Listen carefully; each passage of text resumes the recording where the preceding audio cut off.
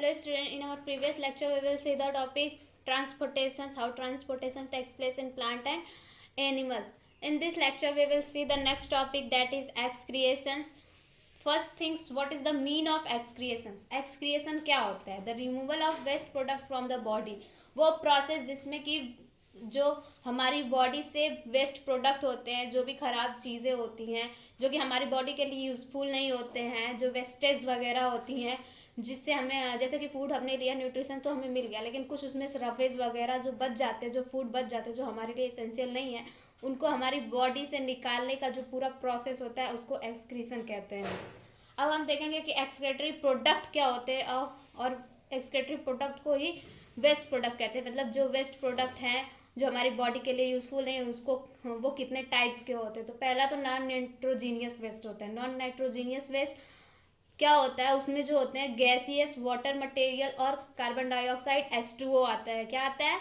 Gas वगैरह हो गए हैं, वाटर वगैरह जो वेस्ट वाटर हैं, वेस्ट कार्बन डाइऑक्साइड हैं, वो हो गए। और जो लिक्विड वेस्ट होते हैं वो, और सॉलिड वेस्ट जैसे कि फूड हो गया, रफेज हो गया, जो फूड जो डाइजेस्ट नहीं हुआ, जो मेरे लिए, हमारी बॉडी के लिए यूज़फुल नहीं है, वो हो गया। और नाइट्रोजीनियस वेस्ट में जो होते हैं यूरिया, यूरिक एसिड वगैरह, जो कि हमारी बॉडी के लिए बहुत ही ज़्यादा हार्मफुल होते हैं, नाइट्रोजीनियस वेस्ट वो आते हैं। अब हम क्या देखेंगे कि एक्सक्रीशन अमीबा में क्या होता है। तो अमीबा में जो होता है, अमीबा में जो एक्सक्रिएशन होता है वो उससे वो क्या डिफ्यूजन के थ्रू होता है। वो बॉडी में जितना भी वेस्ट प्रोडक्ट होता है वो बॉडी के एक एक्सक्रेटरी वैक्यूल में प्रेजेंट होता है, और जो फूड का जो कॉन्सेंट्रेशन होता है वो अमीबा में ज़्यादा होता है, और अमीबा के जो आसपास की एरिया होती है उसमें कम होता है। तो वो क्या करता है, इसका कॉन्सेंट्रेशन हाई होता है। अमीबा में जो कॉन्सेंट्रेशन होता है वो हाई होता है, और बाहर जो होता है कॉन्सेंट्रेशन लो होता है। तो हमने देखा है कि डिफ्यूजन में हाई कॉन्सेंट्रेशन से लो कॉन्सेंट्रेशन की तरफ कोई भी सबस्टेंस, कोई भी वाटर वगैरह मूव करते हैं। तो उसी तरह से इसमें क्या होता है, अमीबा में फूड जो वेस्ट प्रोडक्ट होता है वो बचा रहता है, और डिफ्यूजन के थ्रू वो सरफेस से बाहर निकल जाता है। इस तरह से अमीबा में हमारा जो होता है, अमीबा में एक्सक्रिएशन प्रोसेस हो जाती है। नेक्स्ट हम देखेंगे excretion in human. Excretion in human मतलब कि ह्यूमंस बींग्स अपनी बॉडी से वेस्ट मटेरियल को कैसे, किस प्रोसेस के थ्रू बाहर निकालते हैं, अपनी बॉडी से आउट करते हैं। तो जैसा कि हम जानते हैं कि ह्यूमंस बींग में नॉन नाइट्रोजीनियस में वेस्ट इन द सेंस हम कह सकते हैं कि जिसमें नाइट्रोजन प्रेजेंट ना हो, उसे नॉन नाइट्रोजीनियस कहते हैं। तो ये जो होता है नॉन नाइट्रोजीनियस वेस्ट में कार्बन डाइऑक्साइड, वाटर वेपर आते हैं, और अनडाइजेस्टेड फूड जो कि डाइजेशंस के बाद जो फूड डाइजेस्ट नहीं हुए हैं, जो ब्रेक डाउन नहीं हुए हैं, बहुत ही जो भी उससे न्यूट्रिएंट्स निकाल लिए गए हैं, और उसमें से जो लास्ट में बचे हुए फूड है जिसका कोई यूज़ नहीं है हमारी बॉडी में, वो एक तरह से अनडाइजेस्टेड फूड है जिसमें से न्यूट्रिएंट्स हमें नहीं मिल सकते, मिनरल्स विटामिन नहीं मिल सकती हैं। वो सब चीज़ें हमारी बॉडी के लिए एक तरह से वेस्ट हो जाती हैं। तो वो जो बॉडी से उनको रिमूव करना ज़रूरत है। और हम जानते हैं कि एलिमेंट्री कैनाल का जो एनस पार्ट होता है, लास्ट में स्प्रिंक्टर एनस जो होता है, वो वहाँ से वो फूड जो होता है वो बाहर निकल जाता है हमारी बॉडी में। एलिमेंट्री कैनाल का जो लास्ट इंड होता है, वहाँ से हमारी बॉडी से हमारा जो अनडाइजेस्टेड मटेरियल है, अनडाइजेस्टेड फूड वगैरह है, वो बाहर निकल जाता है, और सॉलिड लिक्विड जिस भी फॉर्म में होता है वो बाहर निकल जाता है। फिर उसके बाद हम देखते हैं कि कुछ वाटर, यूरिया, साल्ट जो होते हैं वो हमारी बॉडी से रिमूव हो जाते हैं। किसके थ्रू?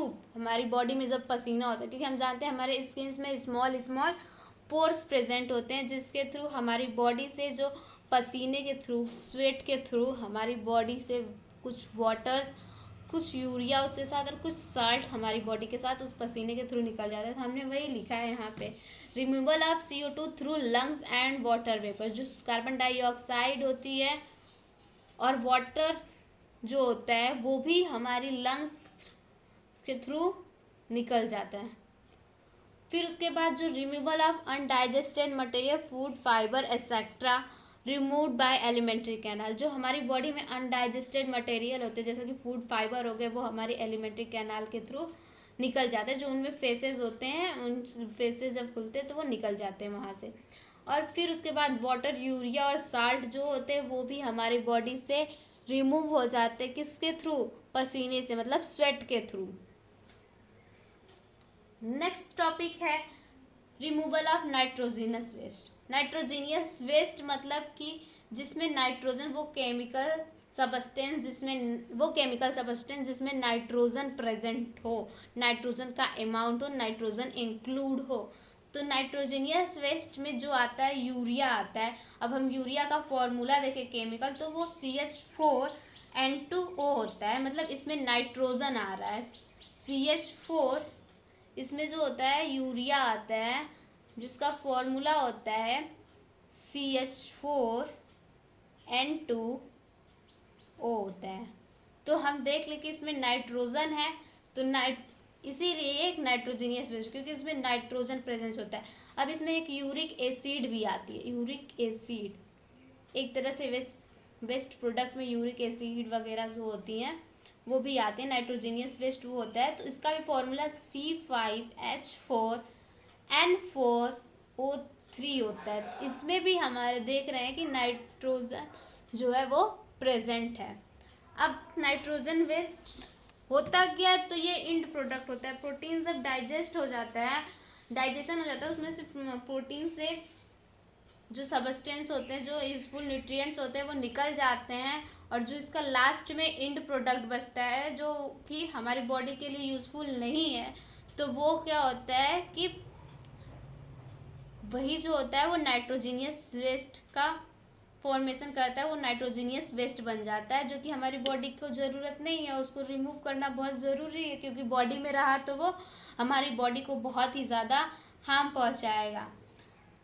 अब हम देखते हैं कि अब नाइट्रोजीनियस वेस्ट जो होता है उसके लिए तो कोई सिस्टम होगा ताकि हमारी बॉडी से उसको रिमूव किया जा सके। तो ह्यूमन बीइंग में एक सिस्टम पाया जाता है जिससे वेस्ट प्रोडक्ट को, नाइट्रोजीनियस वेस्ट को बाहर निकाला जा सके। उसमें काफ़ी ऑर्गन्स इन्वॉल्व होते हैं, और उस पूरे ऑर्गन सिस्टम को क्या कहते हैं? Excretory system. जो कि हमारा एक्सक्रेटरी सिस्टम, एक्सक्रीट मतलब बाहर निकालना, तो वो पूरा सिस्टम क्या कहलाता है? एक्सक्रेटरी सिस्टम कहलाता है। अब हम देखते हैं कि एक्सक्रेटरी सिस्टम कंटेन क्या करता है। तो एक्सक्रेटरी सिस्टम यहाँ पे किडनी क्या, ये और ये दो किडनी कंटेन करता है। एक दो, लेफ्ट राइट किडनी, दो किडनी कंटेन करता है। फिर यूरेटर्स, ये देखो, एक लेफ्ट यूरेटर्स और ये राइट यूरेटर्स। ये जो है यूरेटर्स है, ये जो है ये लेफ्ट यूरेटर। मैं भूल गई थी लिखना, लेफ्ट यूरेटर्स। और इधर है वो राइट यूरेटर्स है।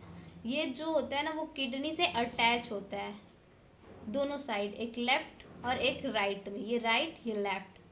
फिर उसके बाद आता है यूरिनरी ब्लेडर। यूरिनरी ब्लेडर कितना होता है? एक होता है, जिससे ये लेफ्ट और राइट यूरेटर्स अटैच होते हैं। यहाँ पे जो होता है यूरिन स्टोर होता है, और यूरेथ्रा के थ्रू यूरिन जो होता है वो बॉडी से आउट किया जाता है। तो इसके बारे में हम डिटेल में पढ़ेंगे। अभी हमने देख लिया कि हमारे एक्सक्रेटरी सिस्टम में दो किडनी, लेफ्ट एंड राइट। उसके बाद हमारे एक्सक्रेटरी सिस्टम में यूरेटर्स आते हैं, जो मेन पार्ट है यूरेटर, जो कि यूरिनरी ब्लेडर से अटैच होते हैं। और यूरिनरी ब्लेडर में यूरेथ्रा से ये क्या होते हैं? यूरेथ्रा से हमारी बॉडी से ये बाहर निकाले जाते हैं। जो वेस्ट प्रोडक्ट है यूरेथ्रा से बाहर निकाले जाते हैं। अब इसके बारे में हम डिटेल में देखेंगे। हम इस एक्सक्रेटरी सिस्टम के जो पार्ट्स हैं उनके बारे में डिटेल में डिस्कस करेंगे। तो जो पहला पार्ट आता है, मेन पार्ट आता है, वो किडनी होता है। तो हम देखते हैं कि किडनी कहाँ लोकेटेड होती है। क्या चीज़ें हैं इसमें। तो जो किडनी होती है वो हमारी बॉडी के निचले हिस्से में लोकेटेड होती है, बैकबोन के दोनों साइड में लेफ्ट राइट करके वो वहाँ पे रहती है। और ये हमारे डायफ्राम मतलब कि हमारे लंग्स के नीचे डायफ्राम होता है, उसके जस्ट नीचे क्या करती है, वो नीचे रहती है किडनी, जो नीचे रहती है मतलब डायफ्राम के नीचे बैकबोन के बगल में। और ये एब्डोमिनल रीजन मतलब कि बॉडी के निचले हिस्से में ये रहती है, शिफ्ट रहती है। और किडनी का जो लेफ्ट साइड होता है ना वो थोड़ा ऊंचाई पे रखा था, जैसे कि ये जो लेफ्ट साइड है वो थोड़ा जो है, ये लेफ्ट साइड जो है ना वो थोड़ा राइट साइड से थोड़ा ऊंचाई पे रखा जाता है, ऊंचाई पे शिफ्ट होता है। मतलब कि ये किडनी यहाँ पे है तो ये किडनी यहाँ पे थोड़ा सा हल्का सा ऐसे शिफ्ट होता है। ऐसा इसलिए होता है कि ज़्यादा से ज़्यादा स्पेस जो है लीवर राइट पार्ट में कैविटी के कवर कर लेता है। तो जो लीवर होता है, जैसा कि हमने उसमें देखा था डाइजेस्टिव सिस्टम में कि स्टमक के बगल में जो हमारा लीवर होता है तो वो थोड़ा नीचे रहता है, तो उसी की वजह से जो किडनी होता है उसको थोड़ा डाउनवर्ड शिफ्ट करना पड़ता है। और लेफ्ट साइड में लीवर प्रेजेंट नहीं होता है, इसलिए वो थोड़ा सा हल्का सा ऊपर होती है। राइट साइड में लीवर का प्रेजेंस होने की वजह से जो राइट वाली किडनी है वो थोड़ा नीचे रहती है, और लेफ्ट वाली किडनी इसी वजह से थोड़ा ऊपर शिफ्ट रखती है। ऐसा लगता है कि वो थोड़ा ऊपर है किडनी। और ये जो होता है, हमारी जो किडनी होती है वो फिस्ट साइज की होती है, मतलब कि एक मुट्ठी के बराबर होती है। और ये जो होती है चॉकलेट ब्राउन कलर की होती है। Chocolate brown colour in the sense कि ये जैसे कि हमने देखा है चॉकलेट्स जो होते हैं, डायरी मिल्क देख लिया तो वो ब्राउन कलर में होते हैं, तो उसी तरह इसका भी कलर होता है। और ये जो किडनी होती है वो कम से कम 150 ग्राम की हो सकती है, जबकि जो वुमेन होती है उसमें थोड़ी छोटी भी हो सकती है, थोड़ा कम हो सकती है, बट एवरेज इसका 150 ग्राम हो सकता है। और जो इसमें क्या होता है ना कि ऑक्सीजनेटेड ब्लड रीनियल आर्टरीज के थ्रू इंटर करती है। इसमें जो रीनियल आर्टरीज होती है वो बॉडी से किडनी में इंटर करती है, और जो रीनियल वेन होती है वो किडनी से हार्ट के पास जाती है। रीनियल वेन्स किडनी से हार्ट तक अटैच होती है। तो ऑक्सीजनेटेड ब्लड मतलब कि जिसमें ऑक्सीजन होता है वो आती है, उसकी वजह से किडनी को ऑक्सीजन भी मिल सकता है।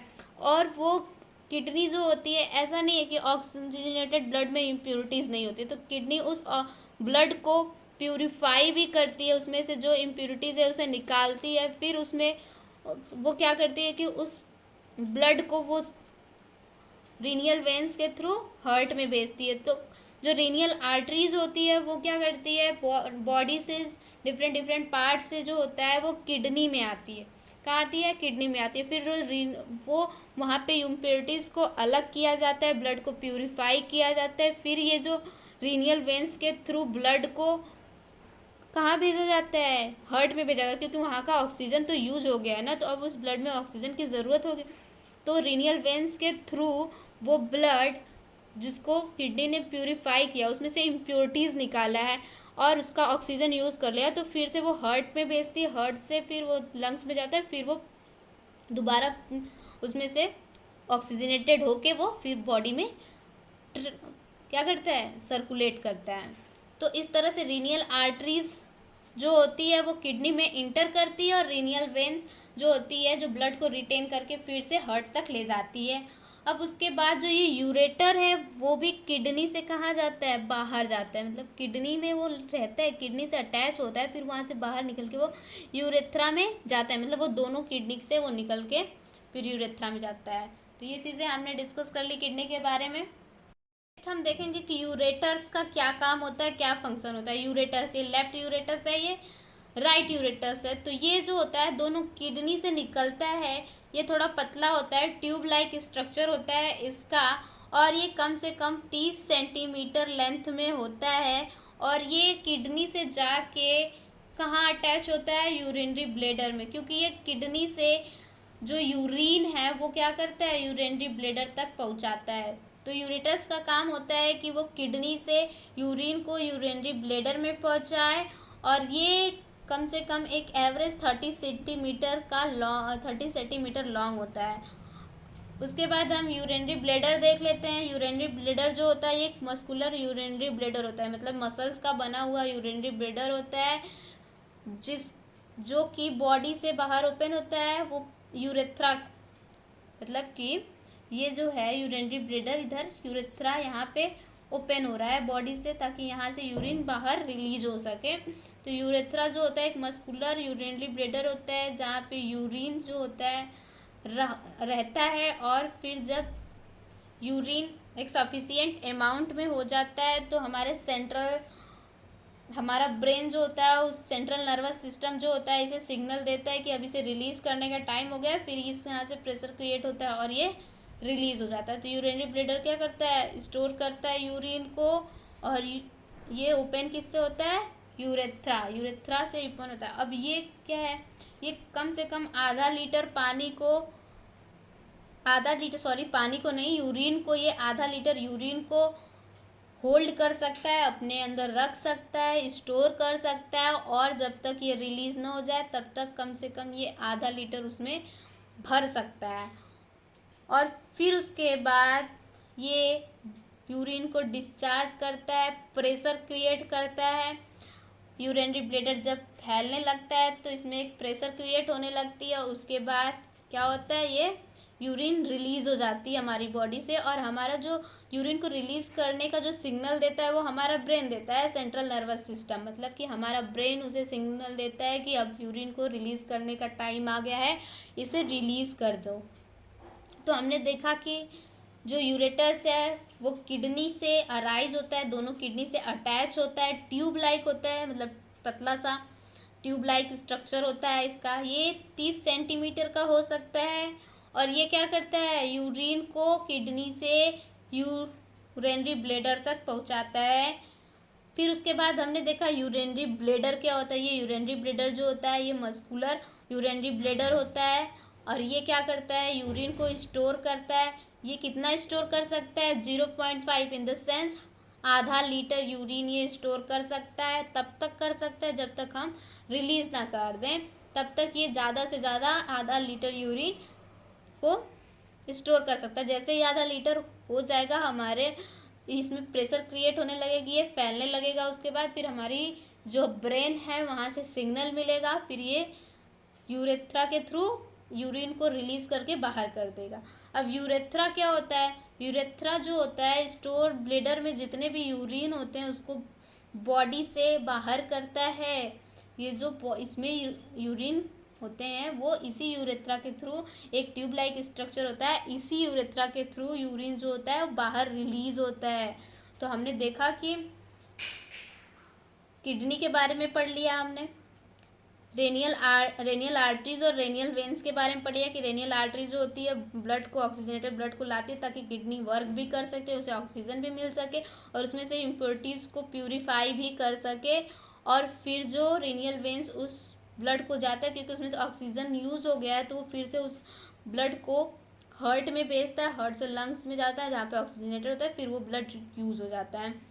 और फिर इसी से यूरेटर्स, किडनी से दोनों साइड यूरेटर्स अटैच होता है। ये 30 सेंटीमीटर का होता है, और ये क्या करता है, किडनी से यूरिन को यूरिनरी ब्लैडर तक पहुंचाता है। यूरिनरी ब्लैडर जो होता है वो यूरिन को स्टोर करता है। फिर यहाँ से जब ये भर जाता है तो इसे प्रेशर मिलता है, प्रेशर होने लगता है। फिर उसका जो ब्रेन होता है वो उसे सिग्नल देता है कि इसको रिलीज़ करने का टाइम आ गया। फिर ये यूरेथ्रा के थ्रू यूरिन जो होता है वो बाहर निकल जाता है। तो ये था हमारा excretory system. Excretory system in the sense excretory organ जितने भी हैं, ये सब चीज़ें देख लिया। एक्सक्रेटरी सिस्टम में ऑर्गन सिस्टम जितने भी इन्वॉल्व हैं, इसमें जितने भी ऑर्गन्स, किडनी वगैरह, यूरेथ्रा वगैरह इन्वॉल्व है इसमें। तो ये चीज़ें हमने देख ली कि कैसे ह्यूमन बीइंग में क्या एक्सक्रेटरी सिस्टम है, क्या उसके ऑर्गन्स है जो कि एक्सक्रेशन में हेल्प करते हैं, वेस्ट प्रोडक्ट को रिलीज़ करने में हेल्प करते हैं। अब हम देखेंगे कि यूरिन बनता कैसे है। तो अब इस टॉपिक में हम नेक्स्ट टॉपिक देखेंगे कि यूरिन बनता कैसे है। तो यूरिन जो होता है वो 3 स्टेप में बनता है। कितने स्टेप में बनता है, 3 स्टेप में बनता है। अल्ट्रा फिल्ट्रेशन, पहले तो इसमें फिल्ट्रेशन होता है, किसका फिल्ट्रेशन होता है, ब्लड का फिल्ट्रेशन होता है। फिर ब्लड में वो जो वहाँ पे फिल्टर होने के बाद जो भी थोड़ा बहुत जो हमारी बॉडी के लिए यूज़फुल चीज़ें हैं, मिनरल्स वगैरह हैं, वो सब चीज़ों का एब्जॉर्प्शन होता है, क्या होता है, एब्जॉर्ब होता है हमारी बॉडी में, ताकि फिर से वो ब्लड में भेजा जा सके। फिर सिक्रीशन होता है। जो सिक्रीशन होता है वो क्या चीज़ें होती है, सिक्रीशन मतलब जो क्या होता है कि हमारी फिल्टर करने के बाद भी कुछ ना कुछ इम्प्योरिटीज़ अगर हमारी ब्लड में चली गई है, तो फिर से वो उस ब्लड से जो होता है दोबारा से उसे निकाल के फिर नेफ्रॉन को दे दिया जाता है। वो चीज़ें क्या कहलाती है, सिक्रीशन। इसको हम फिगर से बहुत ही अच्छे से समझेंगे। तो पहले देख लेते हैं कि नेफ्रॉन जो होता है, एक किडनी में मिलियंस ऑफ नेफ्रॉन प्रेजेंट होते हैं, और ये एक यूनिट होती है, मतलब इसमें जितना भी ब्लड आएगा उसको वो अकेले ही प्यूरिफाई करेगा, अकेले ही उसमें वो यूरिन बनाएगा, उसका अगल बगल का कोई भी उसमें इन्वॉल्व नहीं होगा। इसीलिए इसको फिल्ट्रेशन यूनिट कहा गया। और नेफ्रॉन कभी भी रिकवर नहीं हो सकता, अगर वो ख़राब हो गया तो वो रिकवर नहीं हो सकता है। इसलिए हमारे नेफ्रॉन में एक जितने भी नेफ्रॉन प्रेजेंट होते हैं हमारी किडनी में, उतने ही नेफ्रॉन रहेंगे, दोबारा नए बन नहीं सकते हैं, ना ही वो रिकवर किए जा सकते हैं। तो ये सब चीज़ें हैं। और हमारी जो किडनी में मिलियंस ऑफ नेफ्रॉन पाए जाते हैं, और नेफ्रॉन कम से कम 3 सेंटीमीटर लेंथ में होते हैं। सभी नेफ्रॉन की जो लेंथ होती है वो 3 सेंटीमीटर होती है। तो इन सब चीज़ों के बारे में हम डिटेल में डिस्कस करते हैं। नेक्स्ट टॉपिक हम देखते हैं structure of filtration unit, that is nephron. इसे हम फिल्ट्रेशन यूनिट क्यों कहते हैं, क्योंकि इसे में जो भी ब्लड आते हैं, वो सिंगल नेफ्रॉन में जितने भी ब्लड आते हैं वो उतने ही ब्लड को प्यूरिफाई करता है, और उतने ही ब्लड से क्या करता है, यूरिन का प्रोडक्शन करता है। इसलिए इसे फिल्ट्रेशन यूनिट ऑफ नेफ्रॉन कहते हैं। फिल्ट्रेशन यूनिट ऑफ नेफ्रॉन नहीं, मतलब filtration unit that is nephron. तो नेफ्रॉन के में दो रीजन प्रेजेंट होते हैं, एक बोमन्स कैप्सूल होता है, दूसरा ट्यूबुलर पार्ट होता है। तो बोमन कैप्सूल जो होता है वो कप लाइक स्ट्रक्चर होता है, यहाँ हम देख रहे हैं स्ट्रक्चर को हमने बनाया है। उसके बाद इसमें जो होता है कि आर्ट्रियोल्स की बंच होती है, मतलब जितने भी रेनियल आर्टरीज में ब्रांचेस निकलती है वो सब यहाँ पे मोस्टली कलेक्ट हो जाती है, एक बंच का फॉर्मेशन कर लेती हैं। और ये जो आती है ना, जो आर्टरियोल्स आती हैं उसे एफरेंट आर्टरियोल्स कहते हैं। फिर ये जो बोमन्स कैप्सूल से होते हुए फिर से वो पूरे नेफ्रॉन के पार्ट में घूमती हैं। तो यहाँ से ये क्या होती है, एफरेंट आर्टरियोल्स होती है। क्या होती है, एफरेंट आर्टरियोल। और ये जितने भी बंच ऑफ आर्टरीज हैं उनको हम ग्लोमेरुलस कहते हैं, या ग्लोमेरुलर टफ्ट कहते हैं। क्या कहते हैं, ग्लोमेरुलस या फिर ग्लोमेरुलर टफ्ट कहते हैं। ये कैपिलरीज नेटवर्क होती है। दूसरा पार्ट जो होता है वो ट्यूबुलर पार्ट। ट्यूबुलर पार्ट मतलब ट्यूब लाइक स्ट्रक्चर होना चाहिए। तो जो बोमेंस कैप्सूल है बाद में एक्सटेंड होता है, और वो क्या करता है, क्वाइल्ड शेप में क्या करता है, करते हुए मूव करता है, मतलब क्वाइल शेप में एक्सटेंड होता है, जिसको हम कहते हैं कोविलेटेड ट्यूब। कोविलेटेड क्यों कहते हैं, क्योंकि ये क्वाइल शेप में होता है। और ये बोमेंस कैप्सूल के जस्ट बगल में जो क्वाइल्ड होता है उसे प्रॉक्सिमल कॉन्वुलेटेड ट्यूबुल कहते हैं, पीसीटी कहते हैं। और उसके बाद ये लूप का फॉर्मेशन कर लेता है, जिसे हम क्या कहते हैं, लूप ऑफ हेनले कहते हैं, लूप ऑफ हेनले कहते हैं। उसके बाद ये जो लूप ऑफ हेनले होता है फिर यहाँ पे क्वाइल्ड हो जाता है, और ये बोमेन कैप्सूल से थोड़ा दूर होता है, इसलिए उसको डिस्टल कॉन्वोलेटेड ट्यूबुल कहते हैं। क्या कहते हैं, डीसीटी। और ये जो डिस्टल कॉन्वोलेटेड ट्यूबुल है वो किससे अटैच होता है, कलेक्टिंग डक्ट से अटैच होता है। ऐसा नहीं कि कलेक्टिंग डक्ट से सिर्फ एक ही नेफ्रॉन का डीसीटी अटैच हो, डिफरेंट से, जैसे कि यहाँ डिफरेंट इसके ब्रांचेस होते हैं, डिफरेंट नेफ्रॉन जो होते हैं इससे अटैच हो सकते हैं। तो हम देख लेते हैं, बोमेंस कैप्सूल जो होता है कप लाइक स्ट्रक्चर होता है, और it has tap made up of bunch of रेनियल। इसमें बंच ऑफ रेनियल आर्टरीज से बना होता है, यहाँ पे बंच ऑफ रेनियल आर्टरीज प्रेजेंट होते हैं, जिसको हम ग्लोमेरुलस और ग्लोमेरुलस टफ्ट कहते हैं। दूसरा ट्यूबुलर पार्ट के बारे में देख लेते हैं। ये जो बोमेंस कैप्सूल होता है वो एक्सटेंड होता है और ये कॉइल शेप में जाता है, आगे बढ़ता है, फिर वो लूप का फॉर्मेशन करता है। जब कॉइल शेप में यहाँ पे बढ़ता है तो इसे प्रोक्सिमल कॉन्वोल्यूटेड ट्यूबुल कहते हैं, पीसीटी कहते हैं। और फिर ये लूप का फॉर्मेशन करने के बाद फिर एक बार कॉइल्ड होता है, उसे डिस्टल कॉन्वोल्यूटेड ट्यूबुल कहते हैं। और ये जो डिस्टल कॉन्वोल्यूटेड ट्यूबुल होता है वो कलेक्टिंग डक्ट से अटैच होता है। ये हमने देखा, the brownish capsule extended into a coiled tube called convoluted tube. Convoluted tube, ये जो ट्यूब है वो कॉन्वोल्यूटेड ट्यूब है। पहला जो होता है प्रॉक्सिमल कॉन्वोल्यूटेड ट्यूब होता है और दूसरा डिस्टल कॉन्वोल्यूटेड ट्यूब होता है। It extend further and long thin loop. तो ये जो होता है ट्यूबुल फिर बढ़ता है और फिर यहाँ पे लूप का फॉर्मेशन करता है। फिर ये लूप जो होता है जो टर्मिनेट होता है, यहाँ पे टर्मिनेट होता है, फिर यहाँ से ये कॉइल्ड होता है, फिर डिस्टल कॉन्वोल्यूटेड ट्यूबुल का फॉर्मेशन होता है, फिर ये जो होता है अटैच होता है कलेक्टिंग डक्ट से। और different nephrons also will be attached with the single collecting duct because it have a many branches।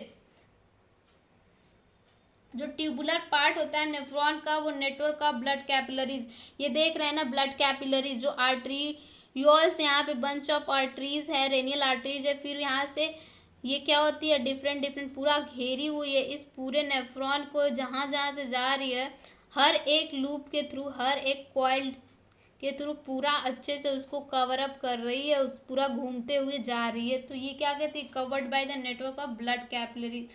अब हम नेक्स्ट देखेंगे कि फंक्शन ऑफ नेफ्रॉन क्या होता है, नेफ्रॉन कैसे वर्क करता है, कैसे यूरिन का फॉर्मेशन करता है। तो जैसा कि हम जानते हैं nephron are called excretory filtration unit. इसको क्या कहा जाता है, एक्सक्रेटरी फिल्ट्रेशन यूनिट कहा जाता है। ये कम से कम 180 लीटर तक के ब्लड को फिल्टर करती है, लेकिन ये सिर्फ 1 से 2 लीटर ही यूरिन बना पाते। जैसा कि हम जानते हैं ब्लड तो अब हमेशा किडनी में जाता रहता है और जितना ब्लड जाता रहता है उतना वो फिल्टर करती रहती है, हर टाइम फिल्टर करती, हर जितनी बार वहाँ जाएगा उतनी बार उसको फिल्टर करेगी। तो ये कम से कम 180 लीटर ब्लड को फिल्टर कर देती है, नेफ्रॉन जो होता है फिल्टर कर सकता है। और उसमें से 1 to 2 लीटर ही यूरिन का फॉर्मेशन हो पाता है। ऐसा नहीं कि पूरा ब्लड को 180 लीटर का यूरिन बन जाएगा, बट 1 से 2 लीटर ही यूरिन का प्रोडक्शन कर पाती है। अब देखेंगे कि फॉर्मेशन ऑफ यूरिन, जैसा कि हमने देखा था कि जो यूरिन का फॉर्मेशन हो रहा था वो पहला अल्ट्रा फिल्ट्रेशन था। अल्ट्रा फिल्ट्रेशन कैसे फिल्टर किया जाता है, तो अल्ट्रा फिल्ट्रेशन कैसे होता है कि जब ब्लड को फिल्टर किया जाता है। जैसा कि हम जानते हैं कि ब्लड जो होता है बहुत सारे nitrogenous waste, salt, glucose, water, amino acid, chemical, सब चीज़ें कंटेक्ट करके घूमता रहता है अपने साथ। तो ये सब चीज़ें जो वेस्ट प्रोडक्ट है वो हमारी बॉडी के लिए हार्मफुल है, इसीलिए इस वेस्ट प्रोडक्ट को हमारी बॉडी से बाहर निकालना ज़रूरी होता है। इसलिए वो नेफ्रॉन में जाके प्यूरिफाई होता है, फिल्ट्रेट होता है। रेनियल आर्टरी जो होती है वो ब्लड को ले आती है। ब्राउन कैप्सूल, जो ये ब्लड वेसल्स जो होते हैं बोमेंस कैप्सूल में प्रेजेंट होते हैं, बंच ऑफ ब्लड वेसल जो प्रेजेंट होते हैं उसमें ले आती है। यहाँ पे जो होता है ये आर्ट्रियोल जो होती है ब्लड को यहाँ पे ले आती है। कहाँ ले आती है, बोमेन कैप्सूल में जो बंच प्रेजेंट होते हैं यहाँ से जो होता है वो ब्लड में से जो बड़े बड़े पार्टिकल्स होते हैं, जो बड़े बड़े इम्प्योरिटीज़ होते हैं वो क्या हो जाते हैं इसमें एब्जॉर्ब, इसमें रोक ली जाती है। छननी की तरह काम करता है कि बड़े बड़े पार्टिकल्स को रोक लिए जाते हैं यहाँ पे, और फिर इसमें यहाँ पे छान लिए जाते हैं। और जो छोटे छोटे पार्टिकल्स होते हैं उसको एफरेंट आर्ट्रियोल्स, एफरेंट पतला होता है। क्यों पतला होता है, क्योंकि जो हमारे बड़े बड़े इम्पोर्टीज़ हैं इस एफरेंट आर्टियोल से आए हुए वो इफरेंट आर्टियोल यहाँ पे तो पूरा प्यूरिफाई हो गए, बड़े बड़े जो इम्पोर्टीज़ हैं वो निकल गए, इसलिए यहाँ पे अब छोटे छोटे इम्पोर्टीज़ है, इसलिए यहाँ पे आर्टियोल पतला हो जाता है क्योंकि इसमें से छोटे छोटे इम्प्योरिटीज़ के साथ ब्लड जाता है, इसलिए यहाँ पे पतला हो जाता है। यहाँ पे हमने देखा कि ब्लड कैसे आर्टिकल्स के थ्रू इंटर कर रहा है। यहाँ पे बड़े बड़े पार्टिकल्स को छान लिया जाता है, किसके थ्रू, बोमेन कैप्सूल के थ्रू। यहाँ पे छन्नी का काम करता है ये, फिर यहाँ से छन के फिर यहाँ से जो ब्लड होते हैं फिर आगे मूव करते हैं। हमने यहाँ पे देखा कि जो एफरेंट टॉर्टिकल्स थोड़ा मोटा होता है और यहाँ पे जो इफरेंट टॉर्टिकल्स वो पतला होता है। क्यों होता है? क्योंकि इसमें इम्प्योरिटीज होती है और लार्ज इम्प्योरिटीज जब यहाँ पे अलग की जाती है तो यहाँ से जो होता है थोड़ा कम इम्प्योरिटीज वाला ब्लड आर्टिकल्स में ट्रैवल करता है। तो वहीं यहाँ पे दिया हुआ है कि जो incoming arteries has more diameter than the outgoing arteries. हम समझ रहे हैं कि क्यों होता है, क्योंकि इम्प्योरिटीज होती है, फिर बड़ी बड़ी इम्प्योरिटीज जब निकल जाती है तो फिर जो उसमें से ब्लड जाता है उसके लिए बहुत ज़्यादा स्पेस रहने की ज़रूरत नहीं पड़ती, इसलिए वो पतली होती है। फिर as a result the initial filtrate, जब हमें यहाँ पे जो फिल्ट्रेशन हो जाता है तो वहाँ पे हमें बोमेन कैप्सूल में क्या क्या चीज़ें मिल जाती हैं, वहाँ पे क्या क्या चीज़ें एब्जॉर्ब हो जाती हैं, वो होती है uric acid, urea glucose, amino acid, salt and large amount of water. जैसा कि हम जानते हैं कि ये सब कुछ यहाँ पे जो एब्जॉर्प्शन होता है वो किस चीज़ का होता है, जो फिल्टर करके निकाला जाता है वो यूरिक एसिड, यूरिया ग्लूकोज और एमाइनो एसिड को निकाला जाता है। साथ में साल्ट और बहुत सारे पानी को बचा लिया जाता है। फिर उसके बाद आता है सेलेक्टिव रीऑब्जर्वेशंस। तो सेलेक्टिव रीऑब्जर्वेशंस क्या होते हैं? तो जो फिल्टर करने के बाद जो ब्लड आगे मूव करता है उसमें से कुछ मेजर पार्ट ऑफ वाटर और ग्लूकोज और सॉल्ट को बचा लिया जाता है। जैसा कि हम जानते हैं कि कुछ चीज़ें इस ब्लड में बहुत ही ज़्यादा इम्पॉर्टेंट होती हैं तो हमें वो चीज़ें फिल्टर करके हमें निकालना है। जैसे कि वाटर वगैरह चीज़ें होती हैं बहुत ही ज़्यादा, ग्लूकोज वगैरह जो होती है बहुत ही ज़्यादा इम्पॉर्टेंट होती है हमारी बॉडी के लिए। तो जितना ज़रूरत होती है हमारी बॉडी को उतना उसमें से ब्लड से फिल्टर कर लिया जाता है ताकि बॉडी उसे फिर से यूज कर सके, फिर से उसे ब्लड आर्टरीज में भेज दिया जाता है। तो वो होता है फिल्टर करना ब्लड को, और जो इम्पोर्टीज होती है उसे निकालना। और फिर सेलेक्टिव रीऑब्जर्वेशन में भी यही होता है कि जैसे जैसे मूव करता है फिल्टर होने के बाद ब्लड जब जाता है तो उसमें कुछ चीज़ें होती है जो इम्पोर्टेंट होती है हमारी बॉडी के लिए, जिसमें जिस सब्सटेंस का, जिस मिनरल्स वगैरह का एब्जॉर्प्शन नहीं होता है। जैसे कि वाटर बच जाते हैं कुछ ज़्यादा, तो ज़्यादा वाटर तो हमारी बॉडी से निकलेगा नहीं, नहीं तो डिहाइड्रेशन हो जाएगा। इसलिए उसमें से कुछ वाटर्स को भी फिल्टर किया जाता है और कुछ ग्लूकोज वगैरह, साल्ट वगैरह को भी फिल्टर कर दिया जाता है। ये कैसे होता है? ये एक तरह से जो होता है वो डिफ्यूजन प्रोसेस से होता है। जैसे कि जब ब्लड से फिर ज़्यादा से ज़्यादा जो पार्ट होता है वो सेलेक्टिव रीऑब्जर्वेशन से जो होता है वो अलग कर लिया जाता है। जैसे कि हम देख रहे हैं कि यहाँ से जो आर्टरीज है वो डिफरेंट डिफरेंट प्रोक्सिमल ट्यूब से होते हुए जा रही है, सबको घेरे हुए जा रही है। तो इसमें जितने भी इम्पोर्टीज हैं यहाँ से प्यूरिफाई होते रहेंगे।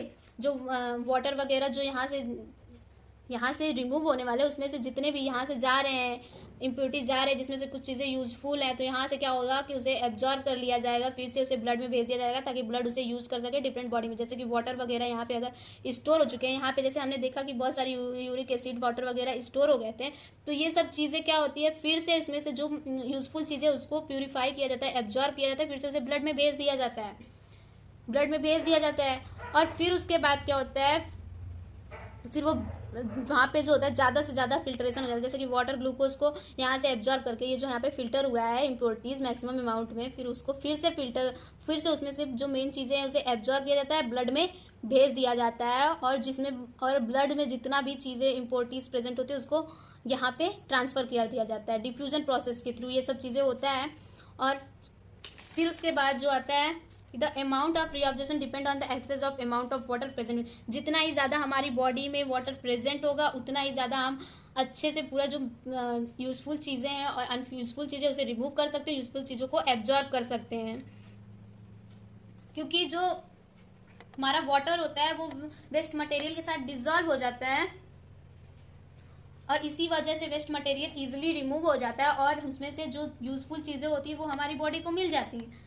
फिर नेक्स्ट जो होता है सिक्रीशन क्या होता है, तो सिक्रीशन में क्या होता है, कुछ सब्सटेंस जो होती है फाइनली फिल्टर करने के बाद, जैसा कि हम जानते हैं कि सेलेक्टिव रीऑब्जर्वेशन के थ्रू ट्यूबुल में सब चीज़ें एब्जॉर्ब हो जाती हैं, लेकिन कुछ चीज़ें होती हैं ब्लड में गलती से भी थोड़े बहुत इम्प्योरिटीज़ प्रेजेंट हो जाते हैं। तो ये बहुत ही अच्छी प्रोसेस होती है कि ब्लड में थोड़ा बहुत भी इम्प्योरिटीज़ बच गया है तो वो ब्लड फिर से क्या करता है कि ट्यूब में जैसे कि यहाँ पे ब्लड में कुछ इम्प्योरिटीज बच गई हैं, तो वो फिर से क्या करता है कि इस ट्यूब में भेज देता है, क्या करता है, ट्यूब में भेज देता है। तो ये सब चीज़ें है सिक्रीशन में। तो इस तरह से जो होता है कि फिर जो लास्ट में बचता है वो यूरिन बचता है, क्योंकि जो यूजफुल चीज़ें हैं वो एब्जॉर्ब हो गई, ब्लड में भेज दी गई, और जो भी इम्प्योरिटीज है वो फिल्टर कर दी गई। तो इस तरह से ये प्रोसेस होता है। फिर ये यूरिन जो होता है डिफरेंट डिफरेंट न्यूरॉन से कलेक्टिंग डक्ट में कैरी किया जाता है, कलेक्टिंग डक्ट के थ्रू स्टोर्ड किया जाता है, और फिर ये चीज़ें किडनी के थ्रू बाहर की जाती है, किडनी से यूरेटर, और यूरेटर से फिर यूरिनरी ब्लेडर से फिर क्या कहा जाता है, यूरेथ्रा के थ्रू बाहर कर दी जाती है। तो हम इस प्रोसेस को फिगर से एक बार अच्छे से समझ लेते हैं, क्योंकि ये बहुत ही इंपॉर्टेंट है। इसमें क्या होता है कि एफरेंट आर्टरी, जैसे कि रेनियल आर्टरी का पार्ट होता है, उसके ब्रांचेस होते हैं। तो एफरेंट आर्टरी उसे कहा जाता है जो कि हमारी बॉडी में, हमारे नेफ्रॉन में ब्लड को लेके आता है। ये बहुत सारे ब्रांचेस का फॉर्मेशन करता है। यहाँ पे जो बोमेंस कैप्सूल होते हैं वहाँ पे बंचेस का फॉर्मेशंस होता है, जिसको हम ग्लोमेरुलस कहते हैं। और यहाँ पे जो होता है ज़्यादा से ज़्यादा इसमें जो ब्लड आते हैं उसको, उसमें से बड़ी बड़ी इम्प्योरिटीज़ को अलग कर लिया जाता है।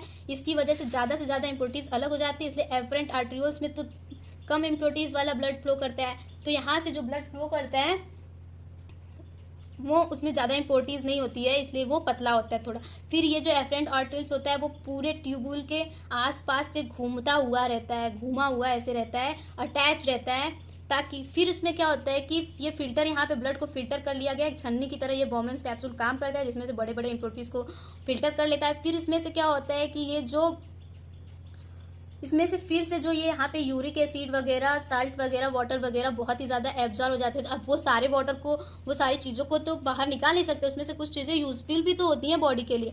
इसलिए यहाँ से जो होता है फिर से जो यहाँ पे ऑब्जॉर्प्शन होता है, फिर ये ट्यूब में ऑब्जॉर्प्शन होता है, यहाँ से कुछ चीज़ें वाटर, ग्लूकोज वगैरह एब्जॉर्ब किए जाते हैं जो कि हमारी बॉडी के लिए यूजफुल होते हैं। फिर से उन सब चीज़ों को ब्लड में ट्रांसफ़र किया जाता है, इसे क्या कहते हैं, हम रीअब्जॉर्प्शन कहते हैं।